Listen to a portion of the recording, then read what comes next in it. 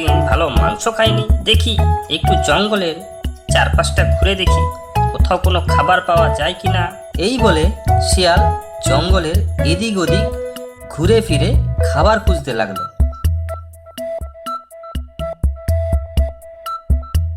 খাবার খুঁজতে খুঁজতে হঠাৎ সে টুনা আর টুনির বাসার কাছে এসে দেখলো যে সেখানে অনেকগুলি হাঁস একটি খামারে রয়েছে। তখন তা দেখে শিয়াল বলল, বা, এখানে তো দেখছি অনেক হাঁস আছে। ও হো, কি মজা!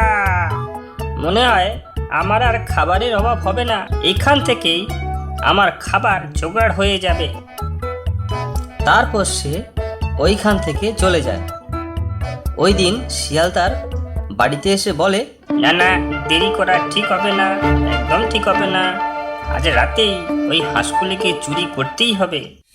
এই বলে ওই দিন রাতে শিয়াল টুনি ও টুনার বাড়ির দিকে রওনা দিল।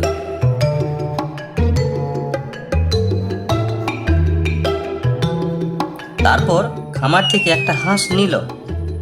ওখানেই লোভ না সামলাতে পেরে ওখানেই খেতে থাকে। আহা, ভারী সুন্দর খেতে, কি সুস্বাদু!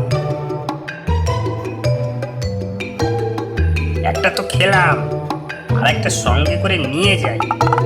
এই বলে শিয়াল একটা হাঁস সঙ্গে নিয়ে বাড়ির দিকে রওনা দিল।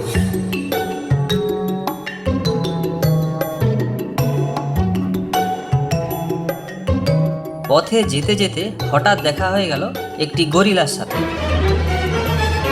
কিরে শিয়াল, ওটা কি নিয়ে যাচ্ছিস? আগে গরিলা মামা, না এটা কিছু না, মানে এটা কিছু না, ওই আর কি। কিছু না মানে? কি লুকোচ্ছিস? বের কর দেখি, বের কর। এই তো, এটা যে একটা হাঁস। আহা, কতদিন হাঁস মাংস খাইনি। শিয়াল, দে ওই হাঁসটা, দে আমায়, বলছি, আমি খাবো। আরে গরিলা মামা, এটা তো মরা হাঁস। আর তাছাড়াও তুমি তো ননভেজ খাও না নাকি? কে বলেছে? আমি এখন আর ভেজ খাবার খাই না। ভেজ খাবার খেতে খেতে পেটটা হেজে গেছে।